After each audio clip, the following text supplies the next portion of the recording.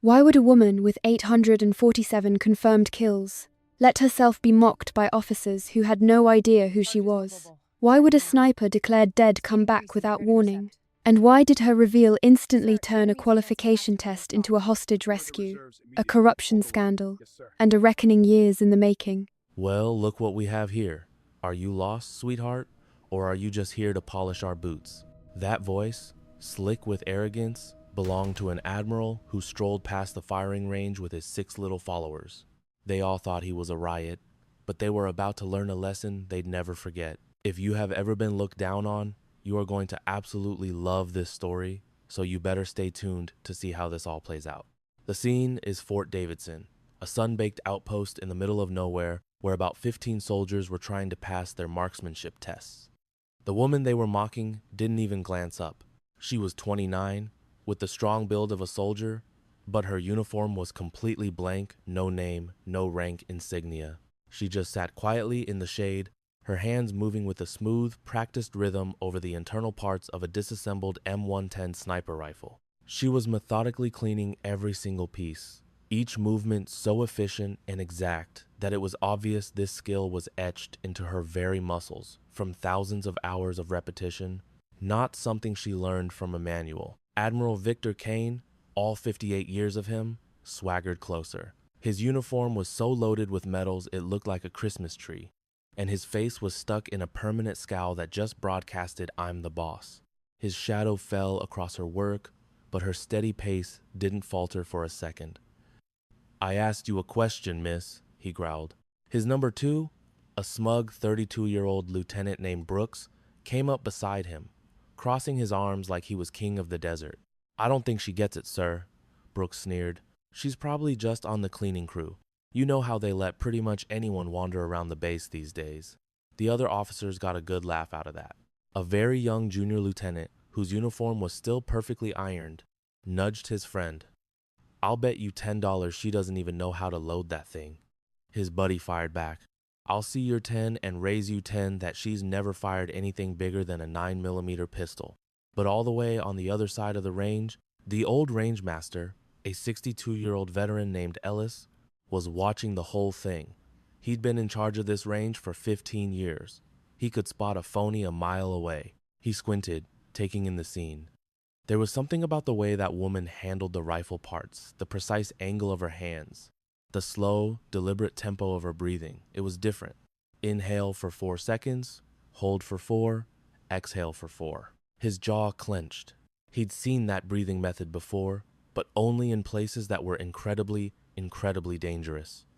The Admiral bent down, his voice dropping to a low growl. "You look at me when I'm talking to you, whether you are private, the janitor, or whatever in the hell you are." For just a fraction of a second, the woman's hands stopped moving. Then, with zero agitation, she calmly placed the piece she was cleaning on the mat. Not a single emotion crossed her face. When she finally lifted her head, her eyes were a cool, steely gray, and they locked onto the Admiral's angry stare without a flicker of fear. "I don't have a rank to give you, sir," she said, her voice steady and calm. "I'm just here to qualify." Brooks let out a loud, exaggerated snort. "Just here to qualify. Did you hear that, Admiral?" He glanced back at his friends. "Someone should probably help her out. That rifle kicks like a horse." Another officer jumped in, grinning widely. "Yeah, maybe we should offer to be her spotters. You know, to make sure she doesn't get a little boo-boo," he added with a snicker. "Or, embarrass our entire military branch." Ellis's hand instinctively went to the radio on his hip, but he paused. He couldn't look away from the woman. 444. That was box breathing, a technique drilled into the most elite special operators on the planet. He looked at her hands again. The way she held the bolt, angled just right for a blind, lightning-fast reassembly in total darkness. A knot of dread started to form in his stomach as the Admiral puffed up his chest. "Are you even allowed to be on this range?" he demanded. "Yes, sir." "And you're planning to shoot that weapon?" "Yes, sir." "And from what range?" For the first time, the faintest hint of a smile touched her lips. 800 meters, sir." The entire group of officers exploded into laughter. Brooks actually slapped his own leg. 800! Oh, that is hilarious. He looked at the Admiral. "Sir, With all due respect, I have to watch this. It will be an amazing training example for the guys of what not to do. The Admiral's face was a stone mask, but his eyes sparkled with a cold, cruel amusement. Of course, Lieutenant. Let's see what this woman is capable of. He waved a hand toward the firing positions. Go on, impress us. The woman rose to her feet in one smooth, powerful motion, without even using her hands to help her up. Her uniform was a standard issue, worn and faded, with no patches or insignia that could give away her identity. She picked up the rifle, which she had already put back together, did a quick safety check, and walked over to lane 7. Ellis found himself walking towards her, a strange feeling of dread and excitement twisting in his gut. The woman settled in at the firing bench, and her posture was absolutely 100% perfect. Her left hand supported the front of the rifle, her right hand rested on the grip, and her body was aligned perfectly behind the weapon. Brooks leaned back, arms crossed smugly. Somebody get the lady a box of ammunition. She's gonna need a lot of practice just to hit the paper from that far away. Does she even know how to take the safety off? Another officer joked. She probably thinks that scope is for looking at birds, a third one added. But the Admiral wasn't laughing anymore. He was watching her now, his focus intense and unwavering. The woman blocked them all out completely. She just kept her breathing slow and steady. 444. Her trigger finger was perfectly straight, resting on the rifle's frame just above the trigger guard. Impeccable trigger discipline. She reached up and made a tiny adjustment to the scope for elevation. Then another barely perceptible click to account for the wind. The movements were so small, so confident, they were the kind that only come from a lifetime of doing the exact same thing over and over. Ellis was now standing only 10 feet away, close enough to see everything. His heart started pounding in his chest. He knew that stance. He'd only seen it twice before in his life, both times in top secret operations he was never supposed to talk about. We're waiting, the Admiral called out, his voice practically dripping with fake politeness. Whenever you're ready. The woman's breathing rhythm changed. She took 3 slow, deep breaths to clear her mind. At the very end of her 4th exhale, in the split second when her body was perfectly still, her finger moved onto the trigger. The first shot exploded through the desert quiet. The rifle's recoil barely moved her. Without taking her eye away from the scope, she worked the bolt, loaded a new round, resettled, and breathed. The second shot cracked the air. Then the third, the fourth, and the 5th. The entire process was over in just 18 seconds. Ellis didn't even have to check. He knew exactly what he was going to see. But he lifted his high-powered spotting scope to his eye anyway, focusing it on the target 800 meters downrange. And there it was. Smack in the middle of the bullseye were 5 bullet holes. The cluster of shots was so tight, you could have covered all 5 of them with a quarter. He slowly brought the scope down, his hands shaking just a little. Brooks and the other officers were completely silent, their mouths hanging wide open as they stared at the live video feed on the control tower's huge monitor. The digital display confirmed the results. 5 shots, 5 perfect 10-point hits. A perfect score. From 800 meters away, in 18 seconds. The Admiral's jaw was so tight you could see the muscles twitching in his cheek. He marched over to the monitor. Check the rangefinder for that lane, he snapped at a technician. It's calibrated first thing every morning, sir, Ellis said, his voice a bit raspy. The distance is accurate. Check it again. A young officer grabbed a handheld laser rangefinder and sprinted out onto the range. Distance confirmed, sir. It's exactly 800 meters. Brooks could only stare at the woman. She was sitting back from the rifle, her hands resting in her lap, looking as calm as if she had just finished a cup of coffee. He cleared his throat, trying to sound like he was still in charge. It was just luck. The wind must have stopped for a second. He squinted at her rifle. That's a custom scope you have there, isn't it? She just looked back at him, her face a total blank. What model scope is that? Brooks insisted, his voice getting a little high-pitched. Standard issue Leopold, she answered, her voice as flat as the desert floor. The same one you have on your rifle. No, that's impossible. No one can shoot like that with standard gear. He whipped around to the Admiral. Sir, I demand to inspect her weapon. It has to be modified. She's using some kind of unfair advantage. The Admiral just gave a sharp nod. Do it. Brooks stomped over to lane 7, his hand out ready to grab her rifle. She didn't even move a muscle as he marched up to her station. He didn't ask, he just snatched the rifle right off the bench. He turned it over and over in his hands, his eyes searching desperately for some kind of trick, a hidden button on the scope, a customized trigger, anything on the barrel. A frustrated scowl twisted his face when he found absolutely nothing. It was just a perfectly maintained, regulation M110 rifle with a Leopold Mark V scope.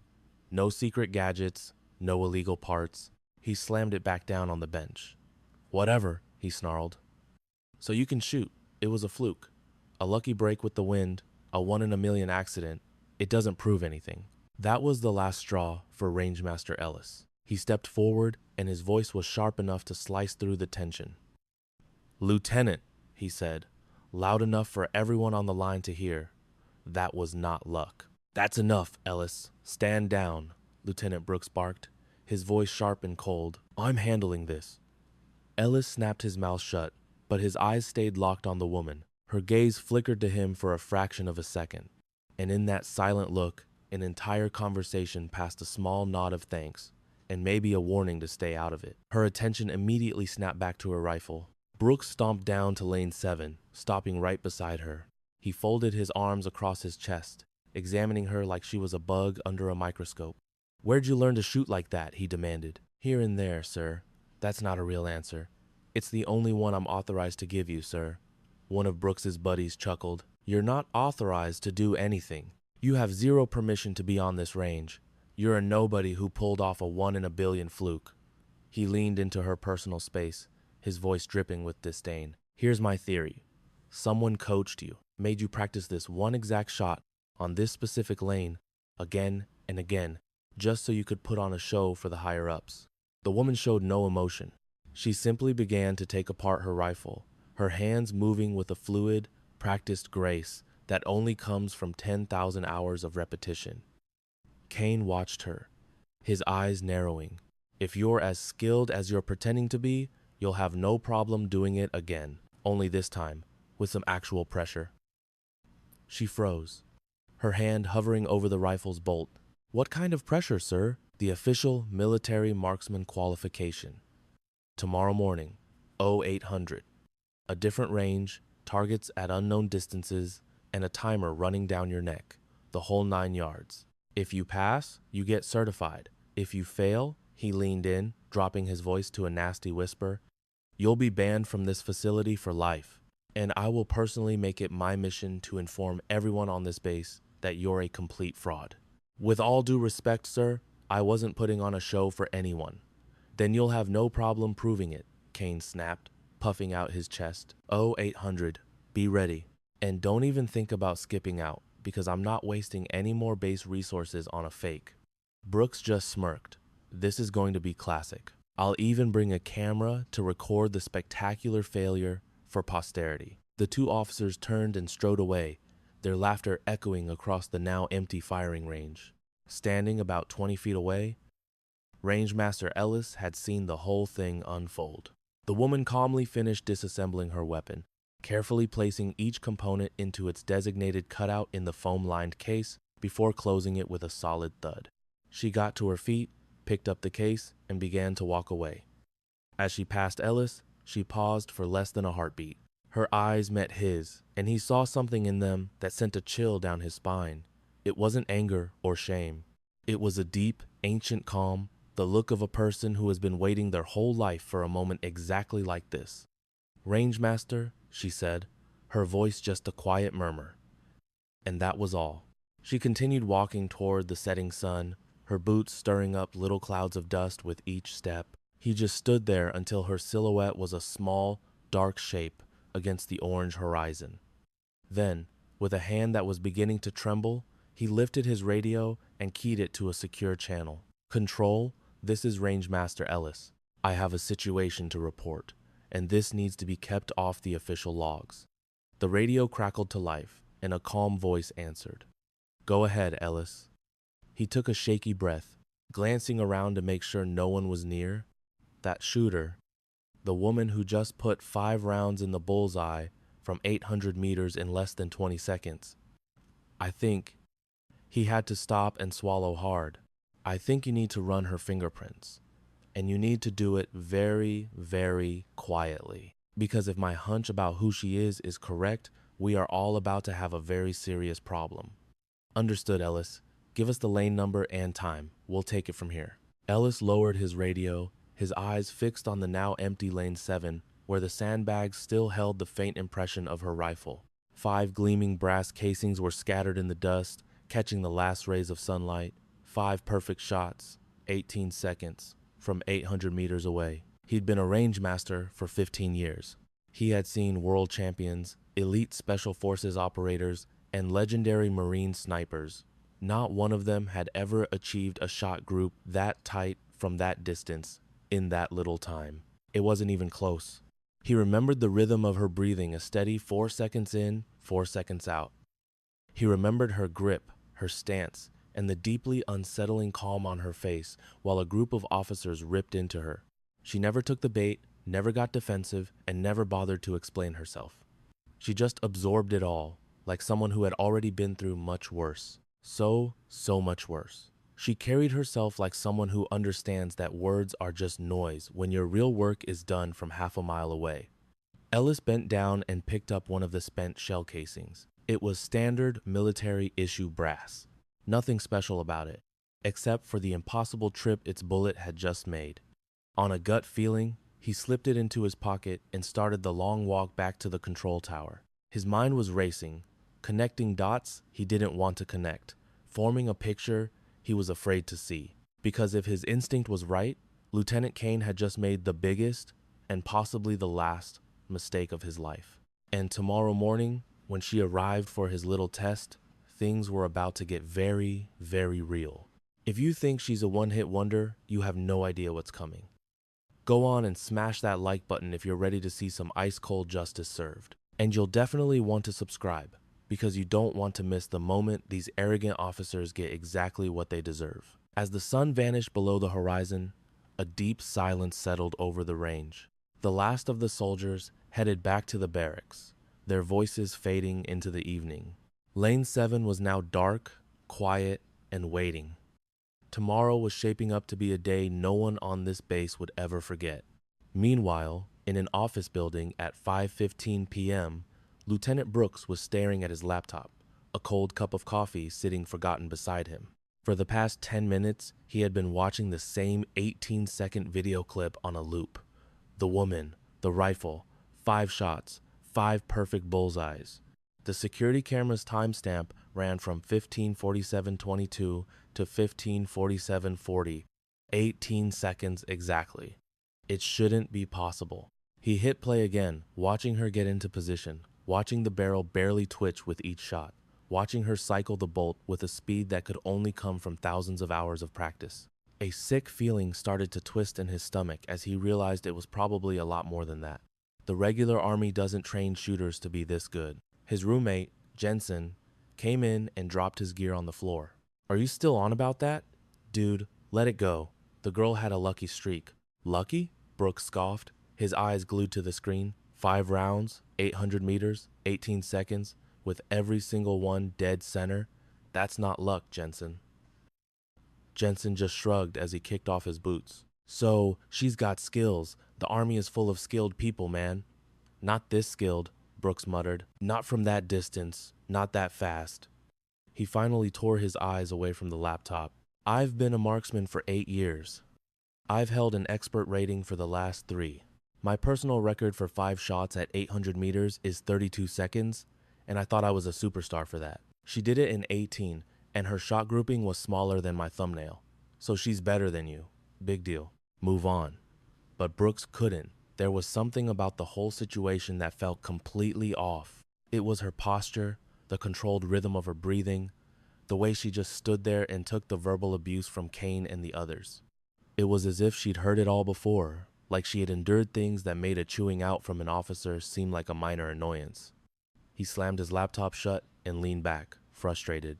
"I'm personally checking her gear tomorrow morning before the qualification. Every last piece. I am going to make absolutely sure it's 100% standard issue."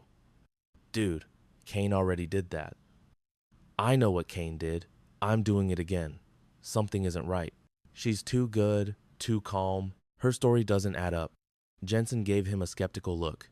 You know what I think? I think you're just pissed that some random woman walked onto your range and made you look like a total amateur in front of the command staff. That's all this is. No, that's not it. Brooks cut himself off. What if Jensen was right? Was this really just about his own bruised pride?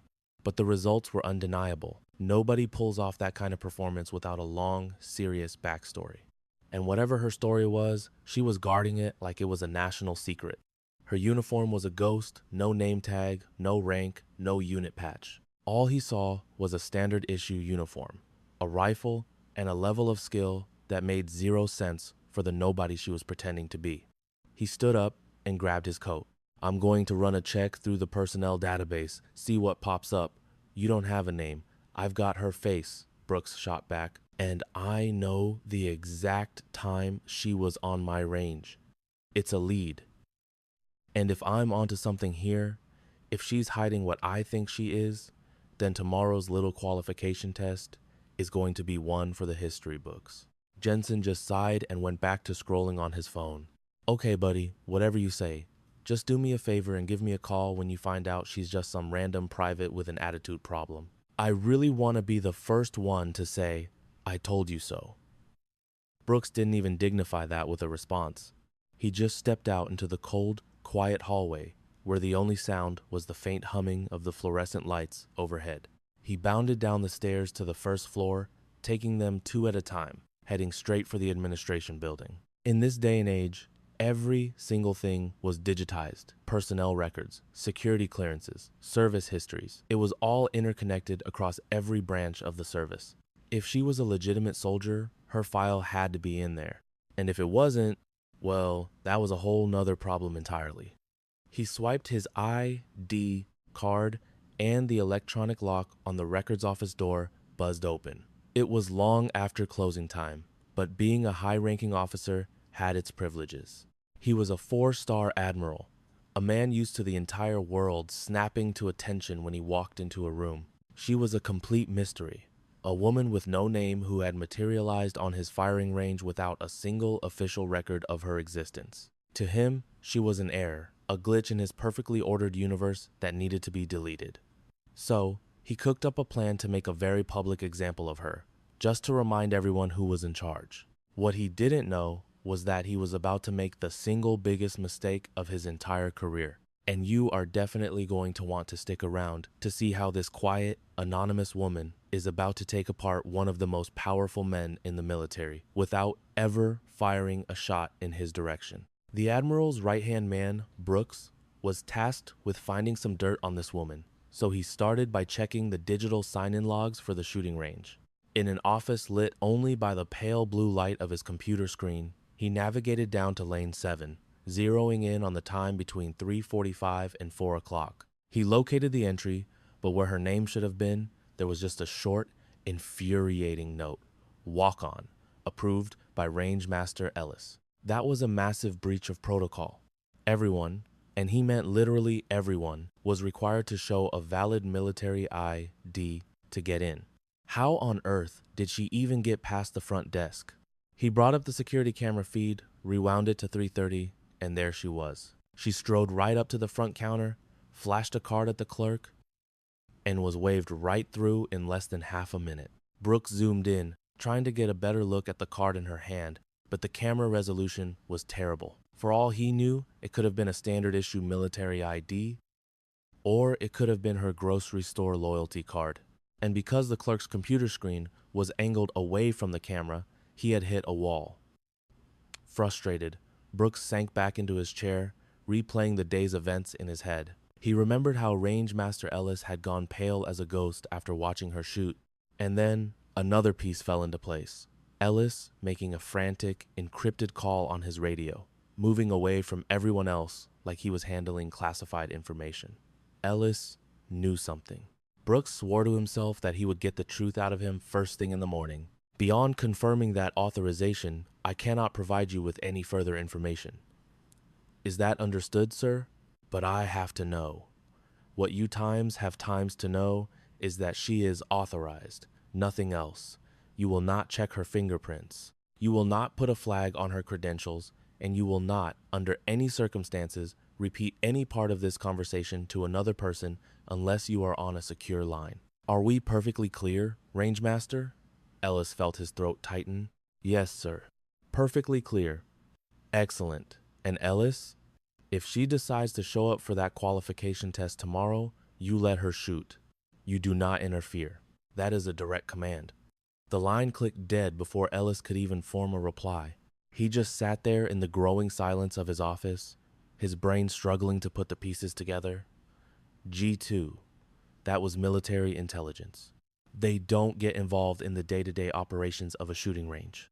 They never, ever call a place like Fort Davidson unless something absolutely massive is going down. Something that was so far above his rank, it wasn't even in the same stratosphere. He'd been in the service long enough to know how to translate what wasn't being said.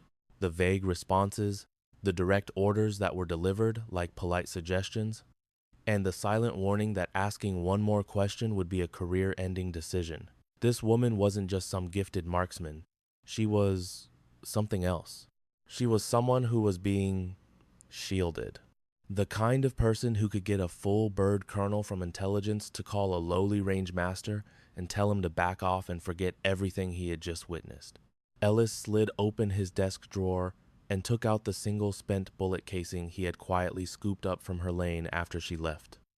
He rolled the small piece of brass between his thumb and forefinger. It looked completely ordinary, but the way she had fired it with that detached, almost inhuman precision and impossible speed was anything but. He knew exactly what the colonel was really telling him. It was an unmistakable warning. Drop it or you will be sorry. This woman wasn't just talented. She was being protected by people at the highest levels of command. He thought about the tattoo he'd caught a fleeting glimpse of when her sleeve had ridden up for just a second. It was a complex pattern of dark, geometric lines on her forearm.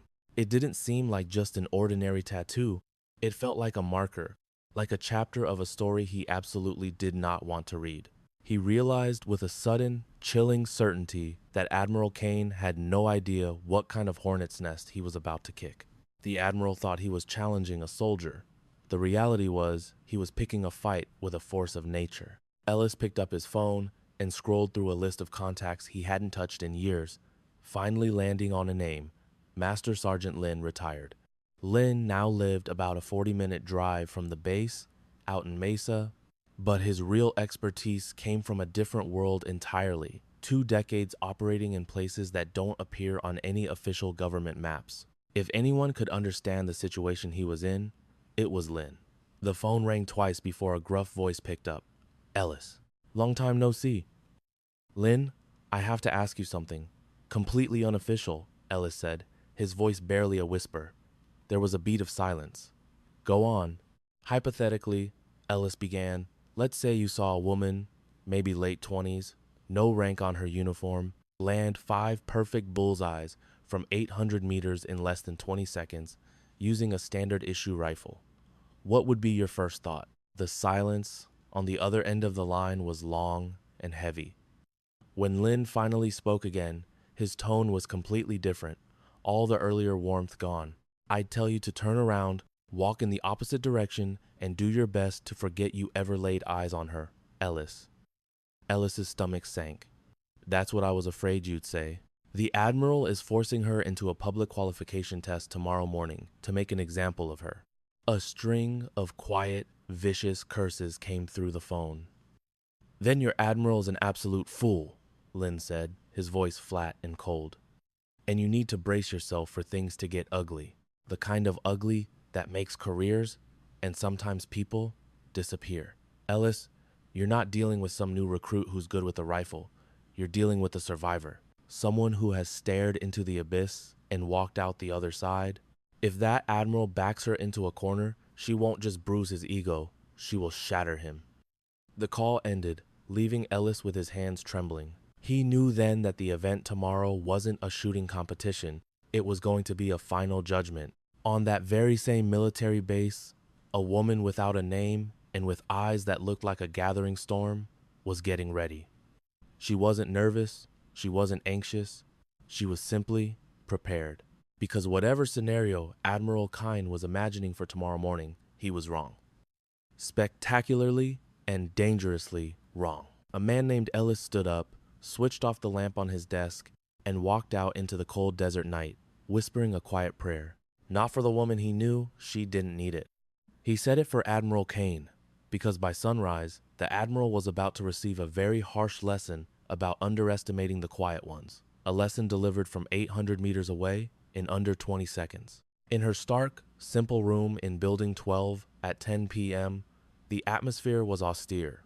The concrete walls were painted a grim, institutional beige, and the only furniture was a single cot, a metal footlocker, and a small desk bolted to the floor. They said she was a ghost, eliminated 3 years ago and scrubbed from every official record in existence.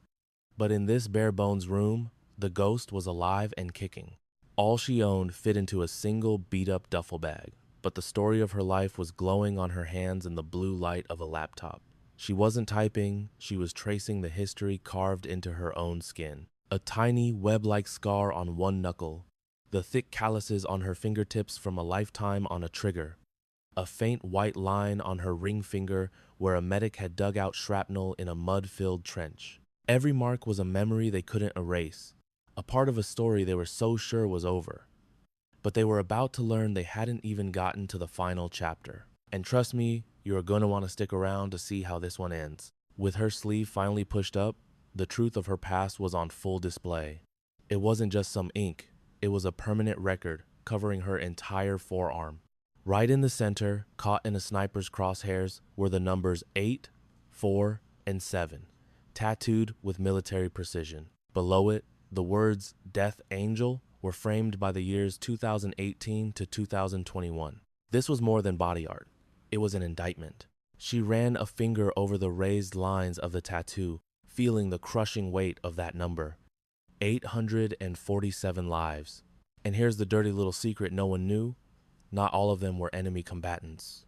Some were just kids, caught up in a war they never asked for. But they all had one thing in common. She was given the order to take them out. And she never, ever missed her shot. They were gearing up to publicly destroy a war hero. But what they didn't realize was they had just walked straight into her trap. Stay with me for the next 60 seconds and find out how a soldier they left for dead is about to bring their entire corrupt system crashing down. A soft ping from her laptop cut through the silence. The email was from a ghost account, just a random string of characters. Her fingers flew across the keyboard, typing the decryption key from pure muscle memory. The message appeared, "It's on." Their primary target, a man named Kaine, had swallowed the bait. The public hearing was set for 8 in the morning. A guy named Brooks was getting too curious, and someone named Ellis was definitely hiding something. The orders were simple: proceed to phase 2, but only reveal her hand if they forced it. A package delivery was confirmed for 11:30 p.m. The message ended with 3 words that felt like a punch to the gut. "Good luck, Captain." She completely erased the email.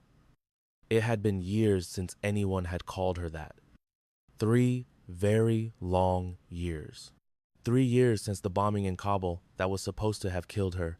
3 years since she'd spent 8 months chained to a chair in a freezing, damp basement, facing endless questions from men with empty eyes who did things you wouldn't wish on your worst enemy. They were absolutely convinced they had broken her.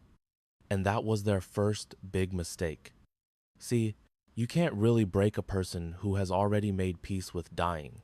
You can damage their body, you can make them scream until their voice is gone, but you can't touch their will to survive when they've already let go of everything else. She made it through by turning herself into a hollow shell, just waiting for them to make one single mistake. And when they finally did, leaving her alone for just 15 minutes, she ripped a piece of rebar from the concrete wall, took out 3 of her captors, and calmly walked right out the front door. Bleeding, with no shoes on her feet, she navigated 12 miles of enemy territory in the middle of the night, only to almost get shot by the very border guards she was running to for help. The special ops team that flew her out didn't waste time on pleasantries. They just threw a blanket over her and got airborne. The debriefings, the doctors, the psych evaluations, all of that came later. And then came the final decision from the higher-ups. Captain Veracross was now a liability. Her cover was blown. To protect the larger mission, she had to vanish. So just like that, they handed her a new name, a new life, and completely wiped her from the face of the planet. Her old call sign, Ghost, wasn't just a nickname anymore. It became her reality. For 3 miserable years, she bounced between dead-end jobs, living entirely off the grid, fighting every day to remember the person she was before they branded her the Death Angel. But then, a piece of intelligence found its way to her, and it changed the entire game. The very same corrupt network that had murdered her father and left her for dead was still pulling strings, buried deep within the military's own leadership. They were selling secrets and getting good soldiers killed. And their next target was an admiral named Victor Kaine, not because he was dirty, but because he was about to expose their entire rotten enterprise. The admiral simply knew too much. 8 years ago, he and Vera's father, Brigadier General David Cross, had launched an internal investigation that got way too close to the truth. That investigation ended the day her father was killed by a car bomb planted right outside their suburban home. Vera was only 13.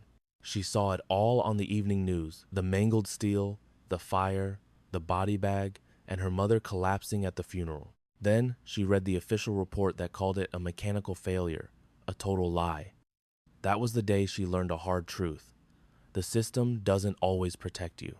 Sometimes you have to go out and get your own justice. So at 18, she enlisted, fought her way up the ranks, and became so lethally good at her job that a man named Jaycock recruited her into a secret war the public could never know about. With every target she took down, she was secretly crossing a name off a completely different list. 23 people linked to her father's murder, hidden among her 847 official kills. These were powerful people who thought they were untouchable. They were dead wrong. But she quickly learned the network was bigger and more powerful than she ever could have guessed. And now they were coming for Kaine. That was her cue. It was time for the ghost to come back from the dead. It was time to play the one ace they never knew she had, the fact that she was still alive. The Death Angel wasn't rotting in some unmarked grave in Kabul. And tomorrow morning, when Kaine and Brooks try to publicly humiliate her with fake fraud charges, they are going to get the shock of their lives. That's when they'll finally lay eyes on the tattoo. And that's when the whole disgusting truth will come spilling out. This isn't about getting famous. She knows that's just a quick way to end up in a body bag. This is about sending a message. Kaine needs to know his life is on the line, and Brooks needs to learn he's just a pawn in a much bigger, deadlier game. Sometimes, the only way to win is to flip the whole board. A sharp knock sounded at her door, 3 quick taps, a pause, then 2 more. The signal. The package had arrived. Vera opened the door just enough to see a man with a completely forgettable face. He handed her a small case, gave a single, sharp nod, and vanished down the hall. She shot the deadbolt, placed the case on her desk, and popped it open. Inside was a secure, untraceable satellite phone and 1 photograph. It showed Admiral Kane leaving his home just 2 hours earlier. But what made her blood turn to ice was the vehicle parked in the background, a dark sedan with tinted windows. It was the exact same make and model of the car that was parked on her street the night her father was killed. The license plate was different, but the message was clear. They were getting cocky. She set the photo aside and picked up the phone. It was already on, displaying a single contact, Tower 4. But she wasn't making that call just yet. First, Kaine had to see her face. He had to know exactly who was hunting the men that were hunting him. Then, she would make the call. Then, it would be time for Phase 3. Vera pulled her sleeve back down, hiding the ink that defined her past. She lay back on the cot, lacing her fingers behind her head, and just stared at the water stains on the ceiling. Sleep wasn't an option tonight, but that was okay. She was trained to operate without it, to push beyond every normal human limit of pain and exhaustion. Jaycock had made sure of that. Tomorrow at 0800 hours, Kaine and Brooks would make their move to ruin her. When what they were actually about to do was fail so completely, so spectacularly, that it would start a fire they could never hope to put out. A fire that would burn until their entire corrupt network was reduced to ash and justice was finally served. Real justice is never neat and tidy. And the kind of justice that's been put off for too long is always messy. She had taken 847 lives. 23 of those were for her father. The rest were for her country, for her fellow soldiers, for the mission. But tomorrow wasn't about adding another body to her count. Tomorrow was about making sure target number 848 never needed to exist. It was about keeping Admiral Kine breathing long enough to talk. It was about making damn sure the people who stole her father from the world could never, ever do that to another family again. Closing her eyes, she started her breathing exercise. In for 4 seconds, hold for 4, out for 4. It was the rhythm that kept her steady in a firefight, the rhythm that kept her from breaking during interrogation, and the rhythm that got her through 3 long years as a ghost. It was the rhythm that would get her through tomorrow. Because she was more than a weapon and more than a soldier, she was a promise, sealed in blood and kept in the silence. The next morning, Admiral Kine swaggered in with a smirk plastered on his face, practically giddy at the thought of watching her fail. But when Vera Cross stepped onto the firing line, her expression was a flawless mask of calm. He didn't have a clue that this was never about some simple qualification. For 16 long years, ever since men just like him had set up her father, she'd been driven by a single purpose. Every decision was a chess move. Every action designed to dismantle their corrupt system from the inside out. She brought the rifle to her shoulder, and in a flash of impossible speed and perfect precision, she didn't just pass the test, she obliterated every single record. As the Admiral stood there, jaw on the floor, a helicopter touched down nearby. A 2-star general stepped out, marched right up to Vera, and gave a sharp salute. "Ma'am," he said, his voice cutting through the stunned silence, "your transport is here."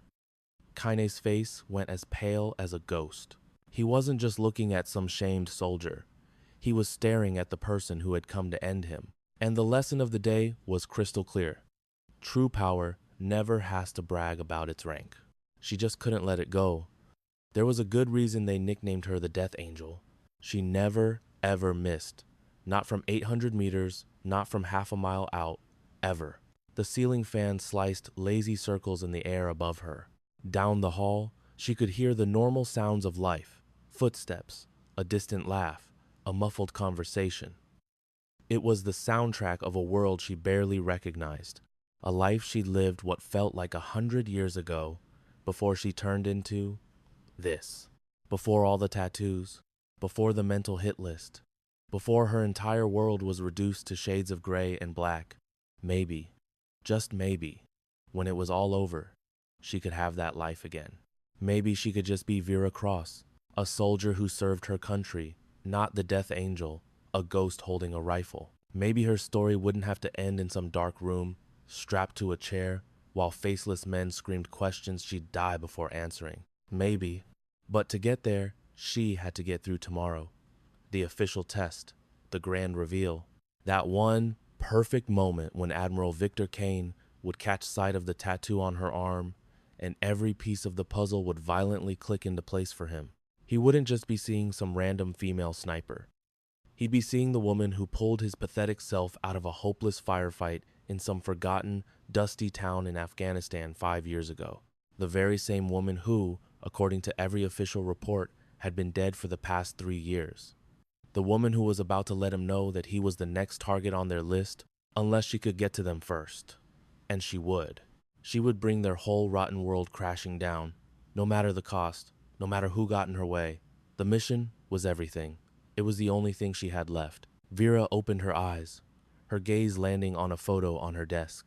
Kine, his car, the enemy closing in. She burned the image into her memory, then snatched the photograph, tore it into 1,000 tiny pieces, and flushed them all away. Every single trace was gone. She had covered her tracks completely. Everything was set. Tomorrow, at 800 hours, Fort Davidson qualification range, lane 3. The course would be different, the conditions would be worse, but the result would be identical. The only thing that ever really changes is the distance. The basics are always the same. Breathe, settle, squeeze. You do it again and again until the mission's over, until the job is done, until you finally get your justice. She laid down on the lumpy, cheap mattress. For the first time in what felt like a lifetime, she actually fell asleep. It wasn't a peaceful sleep, not even close, but it was real. And in that sleep, she dreamed. Not of dark rooms or brutal interrogations, but of her dad. He was in their old kitchen, flipping pancakes and smiling at her. He was alive, just like he was before the bombing, before the conspiracy, before her entire universe was torn to shreds. In her dream, he looked straight at her and said, "I'm so proud of you, Vera. Now go finish this." And she was going to. It was all scheduled to start tomorrow at exactly 800 hours. It would begin with 5 perfect shots and one very, very shocked Admiral. The ceiling fan spun on, the night grew deeper, and the Death Angel finally slept, dreaming of the justice she was about to serve. The early morning air still carried the sharp, cold bite of the desert night.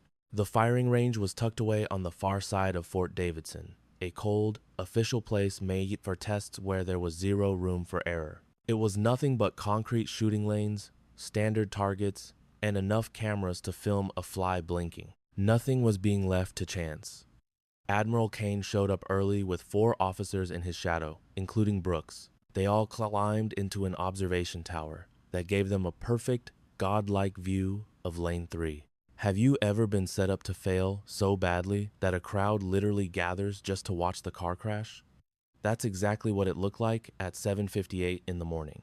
Lieutenant Brooks was strutting around with a clipboard, probably crammed with regulations he'd memorized the night before, hunting for any tiny excuse to disqualify her.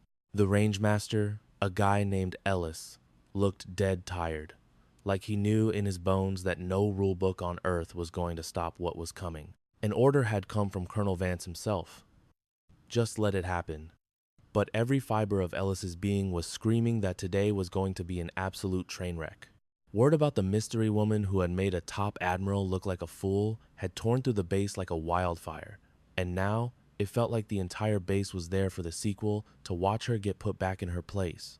Everybody was desperate to believe that yesterday was a fluke, that the world hadn't been turned completely on its head, a world where skill was supposed to match the rank on your collar. Brooks glanced at his watch.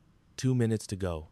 Admiral Kane stood quietly, ignoring Brooks when he asked if she'd even have the guts to show up. Something about her performance was gnawing at him. That perfect breathing, the absolute ice water in her veins under that kind of pressure. He'd only ever seen that level of focus in the most elite special operators, the kind of soldiers whose missions are kept so secret they're officially denied for the next 50 years. Then, at exactly 800 hours, she arrived. She wore the same plain uniform with no rank and carried a single rifle case. The crowd literally parted as she walked, her eyes locked on Lane 3, acting as if the dozens of people staring holes into her didn't even exist. Brooks intentionally stepped into her path. "I'm going to have to inspect your weapon and gear before we begin." She just stopped and stared right through him, not saying a word. "Regulations clearly state," he announced, his voice loud enough for the crowd to hear as he puffed out his chest, "that any non-issued firearms demand a full pre-qualification inspection. Open the case." Without a single word, she set the case down and popped the latches. Brooks got on his knees and began to rip through it. He checked the stock, the receiver, the scope, the barrel. He cross-referenced every serial number, used a gauge to measure the trigger pull, and inspected the scope's mounting brackets. With every single part that turned out to be perfectly within regulations, you could see the frustration boiling on his face. He couldn't find a single thing wrong. Finally, he slammed the case shut. "Fine, you're cleared to proceed," he grumbled, getting back on his feet. "But just so you know, the target is at 1,000 meters today, not 800. It's a whole different ballgame. You get 3 attempts, 5 shots each. You need a minimum of 45 out of 50 points to pass. And just so we're all on the same page," he added with a slimy little grin, "we've got cameras on you from every conceivable angle this time." She just grabbed her case, walked to Lane 3, and began to calmly set up her equipment. The crowd shuffled a little closer, and someone cracked a joke that you'd need a telescope just to see her miss. The whole thing felt more like a circus than a military exam. The range officer's voice echoed over the speakers. "Shooter, you have 10 minutes for prep. 3 attempts, 5 shots per attempt. A minimum score of 45 is required. The range is now hot. You may fire when ready. She settled in behind her rifle, every movement smooth and efficient. She adjusted the scope, took one long, slow breath, and fell into that perfect, deadly rhythm. Breathe in for 4. Hold for 4. Breathe out for 4. Brooks leaned over to Kine. "Watch this," he whispered. "This first shot will be a mile off." It's a classic rookie mistake at this kind of distance. A single rifle shot cracked through the morning silence. 1,000 meters away, a digital screen lit up, showing a perfect bullseye right in the 10-point circle. Lieutenant Brooks just rolled his eyes. "Beginner's luck," he muttered to himself. The wind just carried it in. A second shot rang out, just as crisp, just as clean. Another perfect 10. The crowd, which had been a sea of jeers and whispers, fell completely silent. You could literally see people leaning in, their amusement turning into pure fascination. The third, fourth, and fifth shots followed, punching through the exact same spot until they created a single, jagged hole right in the dead center of the target. A perfect 50 out of 50 on her very first try. Brooks's face went completely white as he stared at the monitor. "Recheck the range," he barked at the technician. "That's impossible." A calm voice came back over the radio. "All systems are green, sir. The range is 1,000 meters, give or take a few inches. We ran a full diagnostic this morning, by the book." Admiral Kine stepped closer to the screen, his eyes narrowed in absolute disbelief. It just didn't add up. From 1,000 meters away, with the wind whipping up a dust storm, she fired 5 shots into a cluster so tight a quarter could cover it. That wasn't just skill, it was borderline magic. He replayed it in his head. Her unnervingly calm breathing, her flawless posture, and the impossible result. Just as the announcer kicked off the second round, Lieutenant Brooks raised a hand. "Hold it. We're making a change. Move her over to lane 5. The safety officer's voice crackled over the radio, dripping with disbelief. "Sir, you can't be serious. That's a huge violation of the rules. I'm the senior officer on this range, and I'm calling it a safety issue." Brooks shot back, lying through his teeth. "Lane 3 has too much tree cover. Lane 5 is clear. If she's really that good, it shouldn't be a problem." From the observation deck, Admiral Kane gave a slow, deliberate nod. "Carry on." The woman, Vera, didn't say a word. She just picked up her rifle and walked calmly to the new lane.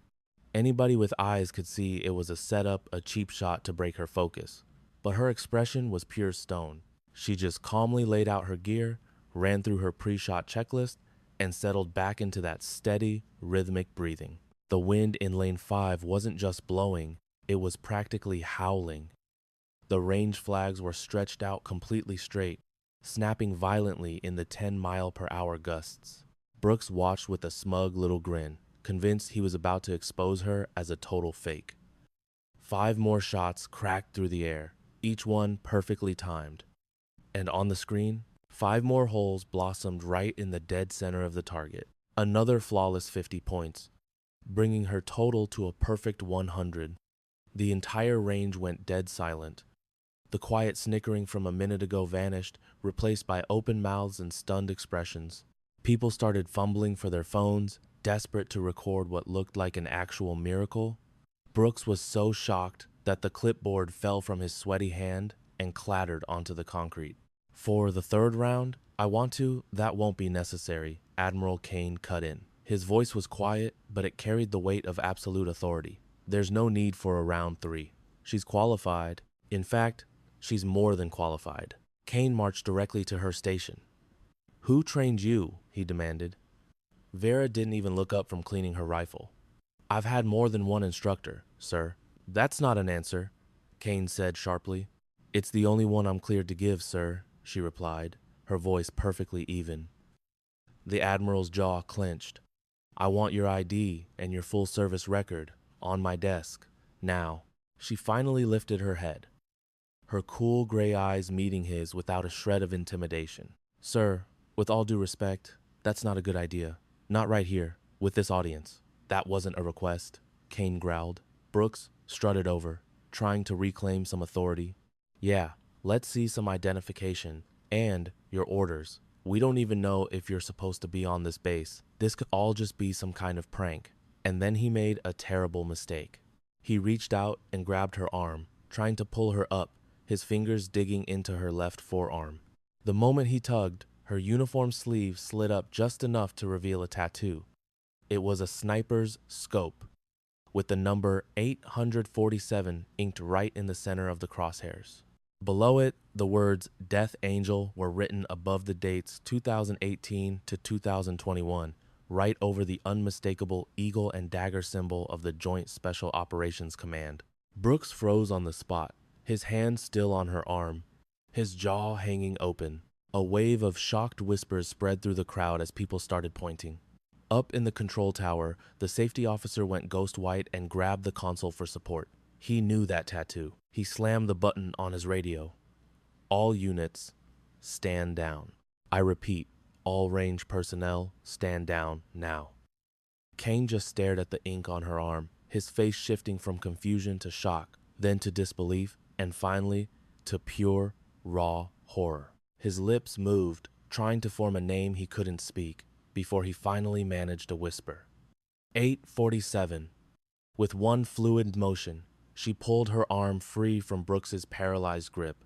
Brooks snatched his hand back as if he'd been burned. She calmly tugged her sleeve down, but the damage was done. Everyone on that range had just seen a ghost. Kane's voice was barely audible. Your ghost. The name shot through the crowd like a bolt of lightning, stopping all 50 people dead in their tracks. Ghost, call sign 847, was a military legend, a special operator who was officially listed as killed in action 3 years ago. But here she was. An older man in a veteran's cap pushed through the silent crowd. It was retired Master Sergeant Lin, who'd driven for hours after getting an anonymous tip. He stopped a few feet from her, his eyes wide with reverence. "Death Angel," he said, his voice shaking. "Operation Silent Dawn, Afghanistan, 2020. You saved the Admiral's entire command post during that ambush. The story goes you took out 30 enemy combatants by yourself in under 6 minutes. They said your longest confirmed kill was over 1,200 meters, Lin continued, his voice heavy with emotion. The official reports all said you were killed during the evacuation of Kabul. And if you want to know how a soldier who's been dead for 3 years can suddenly show up and save the day, you better smash that subscribe button, because the rest of this is absolutely insane." Vera finally rose to her feet, looking Admiral Kane straight in the eyes. "My name is Captain Vera Cross, Joint Special Operations Command. I served in sniper operations from 2018 to 2021. My file shows 847 confirmed engagements. And you, Admiral Kane, are scheduled to be assassinated." Kane recoiled like he'd been slapped. "What are you talking about?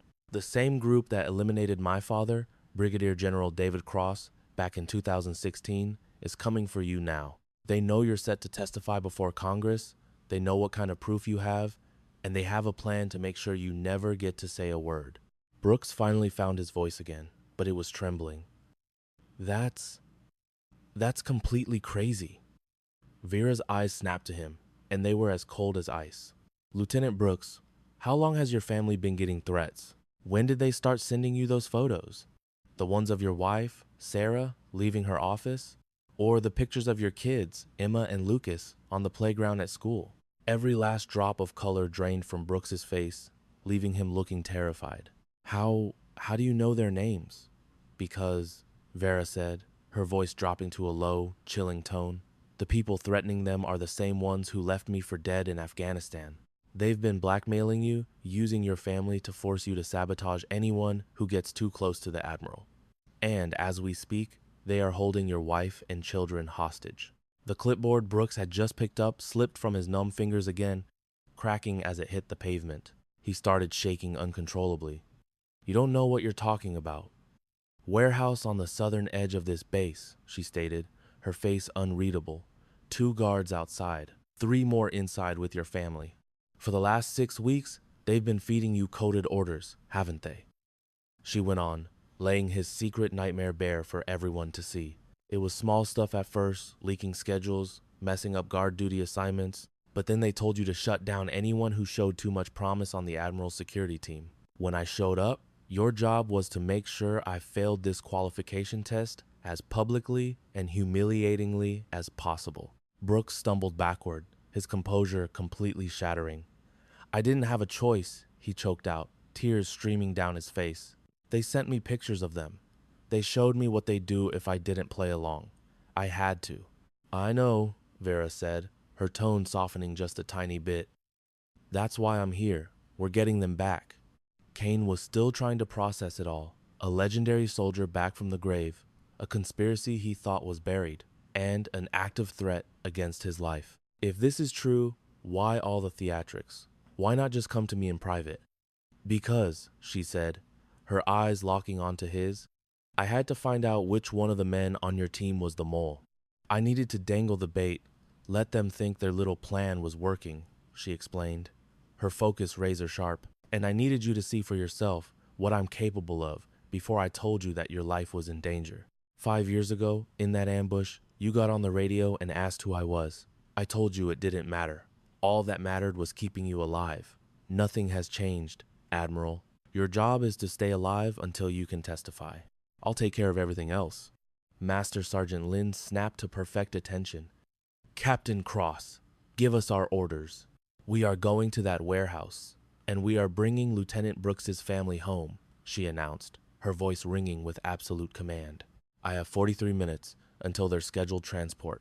If they get moved, we might never find them. She then turned her intense gaze back to the broken lieutenant. I can bring them home, but I need your help. You are going to tell me every single detail you can remember. We start right now. Model. What would you do if a shadowy organization kidnapped your family and forced you to betray your country? That was the hell Lieutenant Brooks was living. For 6 agonizing weeks, they held his wife and kids, forcing him to leak classified military intel. He finally shattered, confessing everything to investigator Vera. They'd ambushed him, thrown a hood over his head, and shown him a live feed of his family tied up in some grimy warehouse. The threat couldn't have been more real. Now, Vera stood before Admiral Kane, her voice unwavering. Sir, I've been tracking this syndicate for 3 months. I know their tactics, their hideouts. I need your authorization for a rescue mission on U.S. soil. The Admiral's usual skepticism was gone. You've got it. What else? Vera's eyes were like chips of flint. I need Lieutenant Brooks with me. And you, sir, will stay in this room with every person here as a witness until my team and I are back. With all these eyes on you, they won't dare make a move. This is a story about impossible choices, and if you want to see how heroes are forged in the toughest fires, make sure you subscribe, because this is where it gets crazy. She took a long, steadying breath. And get me Range Master Ellis. I need him to pull 90 days of security footage. I want a log of every vehicle that entered the Southside Industrial Park between 2 and 4 in the morning. The person behind this isn't in some foreign country. They're right here. On this base, someone with a high-level security clearance, someone we're all supposed to trust. Ellis was already moving toward the door. On it, the Admiral looked at Vera, but for the first time, he didn't just see an officer. He saw the soldier who had pulled him out of a burning wreck, the woman who survived 8 months in a brutal enemy prison, and the relentless investigator who had spent 16 years hunting the men who murdered her father. Why didn't you ever tell me? He asked, his voice barely a whisper. Her gaze met his, sharp and clear. Because yesterday, I was just another one of your officers. Today, you needed to see the ghost. The woman who pulled you from that wreck. The one they call No Miss on the firing range. And right now, I need you to trust that woman one more time. Her voice dropped, crackling with the energy of a brewing storm. 8 years ago, my father was your partner. The two of you were investigating fraud in military supply contracts. He found a trail of corruption that led all the way to the top. The night before his briefing with the Secretary of Defense, his car was blown into a million pieces. I was 13 years old. I was sitting on the floor watching cartoons when a news bulletin interrupted, and I watched them scrape what was left of my dad into a body bag. Her voice was eerily calm, burdened by a wound that had never healed. The official report said it was a mechanical failure, case closed. But I knew, even as a kid, I knew they had murdered him. So I waited. On my 18th birthday, I enlisted. I scratched and clawed my way up the ranks, earned a spot on a Black Ops team, and with every mission, with every target I took down, I checked them against a list. My list, it held the names of everyone connected to my father's murder. Out of 847 confirmed targets in my career, 23 of them were on that list.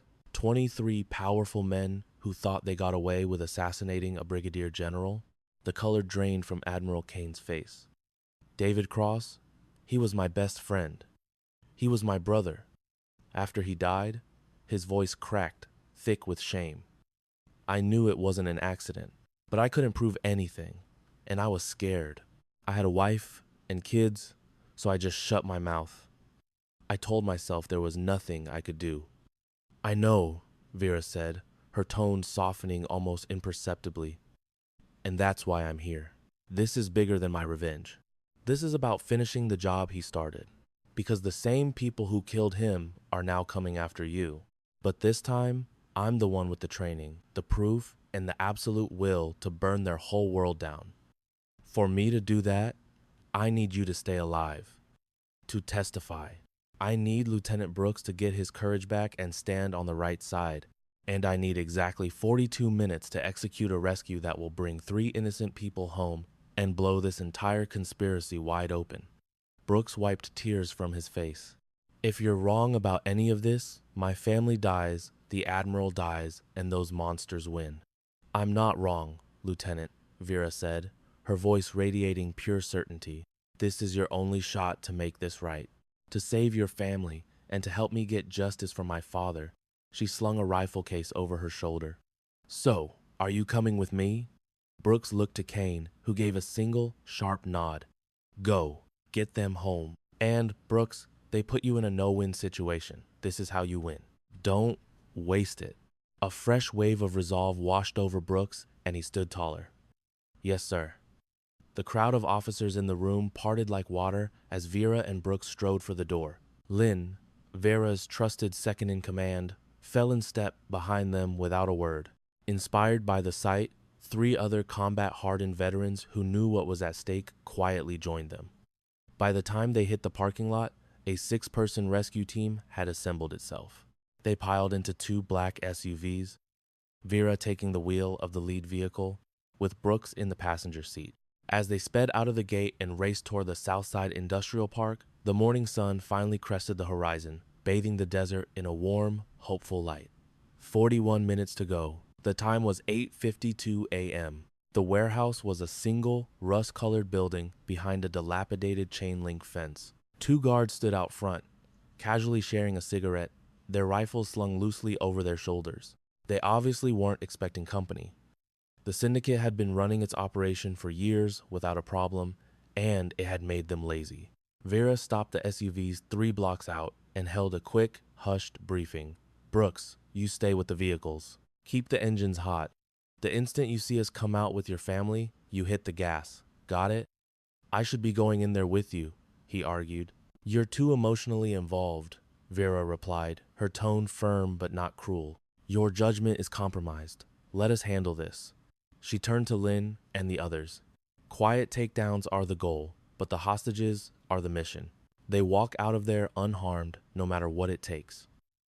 Lynn simply tapped the side of her rifle. Protect the family. Everything else is just static. Vera checked her watch. 38 minutes. Let's go. We move in 3 teams. They vanished into the urban shadows, approaching from 3 separate angles. Vera from the east, Lynn from the west. The 2 lookouts never knew what hit them. 2 quiet hisses from suppressed rifles, and both men crumpled to the ground, knocked out by tranquilizer darts. The team met at a side entrance. Vera didn't bother with a dramatic door kick. Instead, her skilled hands made short work of the lock, and she swung the heavy door open without making a single sound. Sometimes the quietest way is the most effective. Inside, 3 more thugs were huddled around a card table, completely engrossed in their game. On the far side of the room, Sarah Brooks was bound to a chair with duct tape. Her 2 small children were tied up near her feet, their eyes wide with fear, but otherwise okay. The card players didn't even have time to look up. Vera's team swept through the warehouse like ghosts, a silent, perfectly executed series of takedowns. In under 15 seconds, all three men were on the floor, disarmed and secured. Sarah was already sobbing with relief as Lynn cut her bonds, her kids rushing into her arms. But Vera knew the leader was still here. Rifle at the ready, she moved to a small office at the back and kicked the door right off its hinges. A woman was sitting behind the desk. She appeared to be in her early 50s, with graying hair pulled back in a severe, immaculate bun. Pinned to the collar of her perfectly pressed uniform was the silver eagle of a full colonel. It was Diane Frost, the deputy base commander, a woman everyone looked up to, a mentor to the younger officers. And she was the viper hiding in the heart of this entire corrupt network. Frost looked up, a smug, dismissive smile playing on her lips. "Captain Cross, I suspected you would figure it out sooner or later." "Get on your feet," Vera commanded, her voice like ice. "Let me see your hands." Frost stood up slowly, never losing that arrogant smirk. "You know this doesn't change anything, right? I'm just a single piece in a machine, far bigger and more powerful than you can imagine." "Maybe," Vera said, closing the distance between them, her voice a low, threatening growl. "But you're the piece that murdered my father. You're the piece that sold out your country.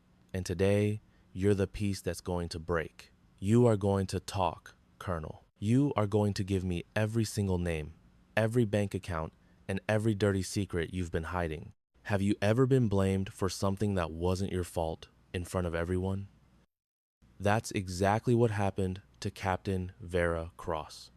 She was standing in a room full of soldiers as Lieutenant Brooks publicly tore her apart, calling her reckless and a disgrace to her father's heroic legacy. He made sure her failure was the only thing anyone could see. But what he didn't know was that he was pointing his finger at the one person who could save his entire world. Stick with me for the next 60 seconds to see how she uncovered a conspiracy that went to the very top and got the ultimate revenge.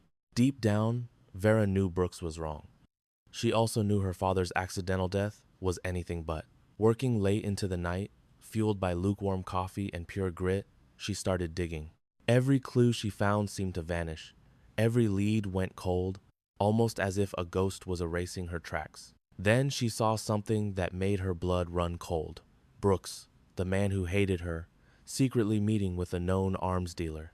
He looked absolutely terrified. The next night, he cornered her in an empty hallway, his voice a panicked whisper. "They have my family," he confessed, his tough exterior crumbling. "The same people who got to your father, they have my wife and kids." Suddenly, everything clicked into place. Brooks wasn't her enemy. He was a puppet, forced to discredit her to keep her from sniffing around the truth. He told her about an exchange happening at a waterfront warehouse in less than an hour.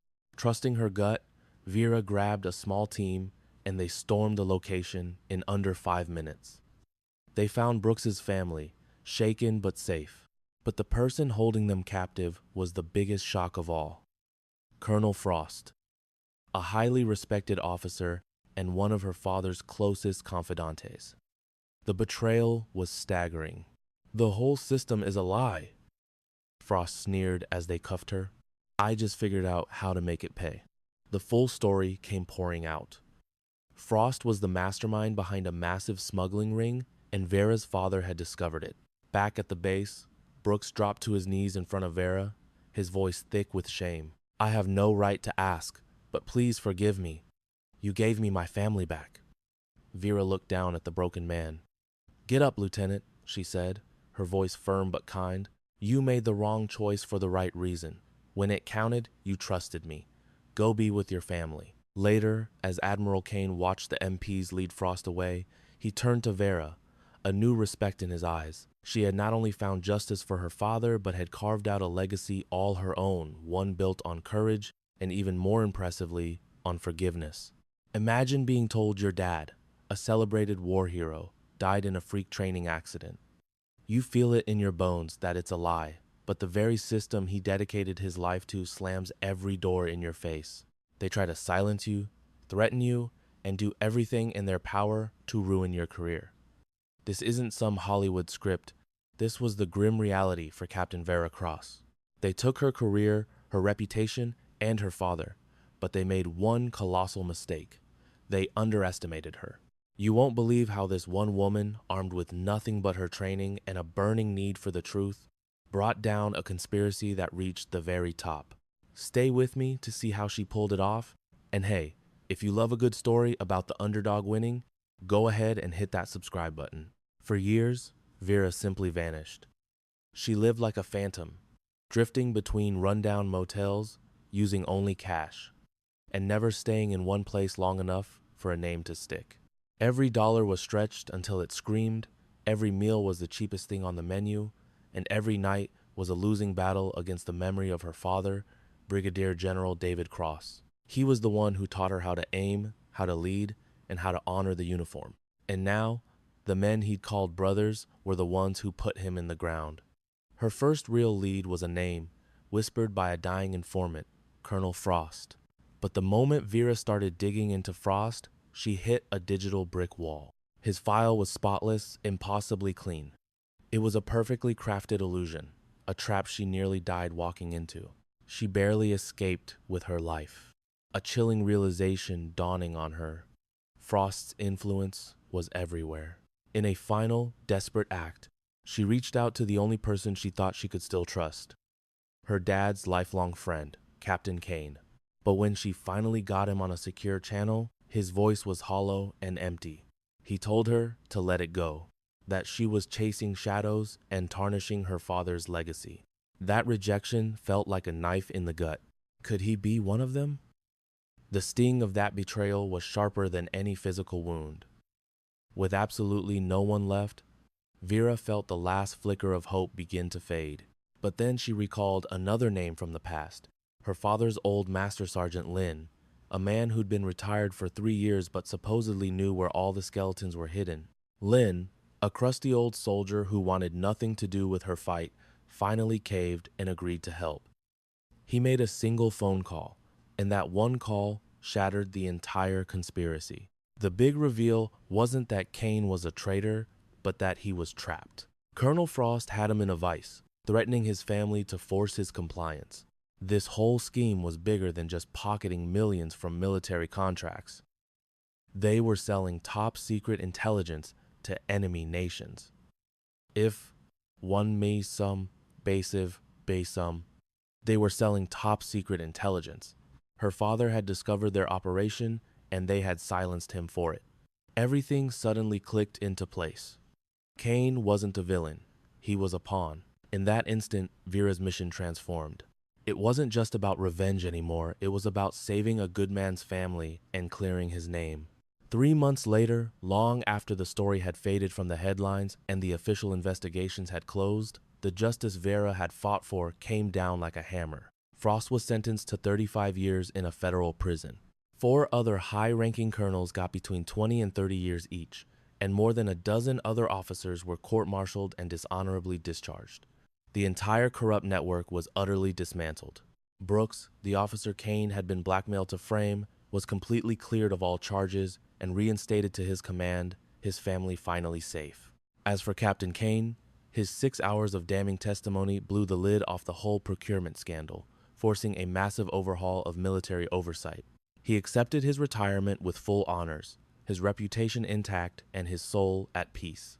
In the quiet that followed the storm, Kane found Vera on an airfield, watching the sunrise. He walked up to her, snapped to a perfect position of attention, and rendered a salute that was straight out of the manual.